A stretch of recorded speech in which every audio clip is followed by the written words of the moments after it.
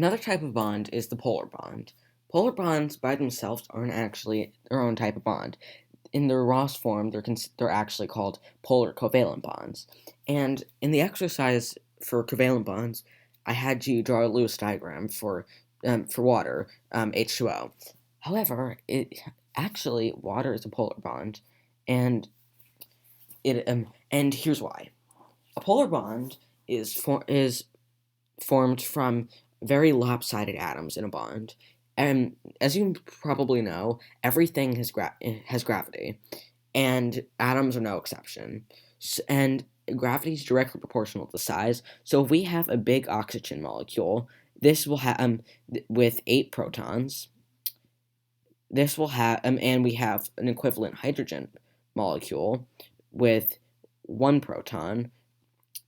This is a drastic oversimplification, but in effect, the hydrogen molecule will have 1/8 the gravity of the oxygen. And so this may not seem like an important fact. However, now consider that this oxygen is now pulling the hydrogen into it. And what you end up having is that these hydrogen molecules are it's causing the entire molecule to be really lopsided, and you end up having something that looks like this, where this is the oxygen, giant O, and then just tiny little H's.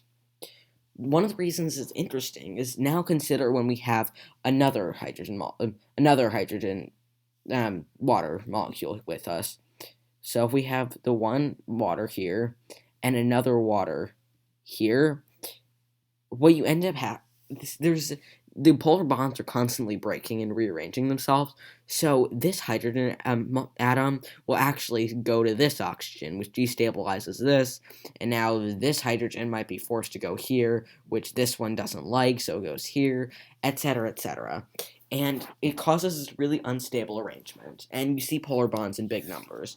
And this is the reason why when you have a glass of water, it can travel up and down really easily despite gravity, and it's able to stick to other polar molecules such or other bits of water extremely easily. And polar bonds are cool, but yeah, and they have some interesting properties. And to say the least, if water was not polar, I would not be making this video right now. So yeah, don't forget your polar bonds.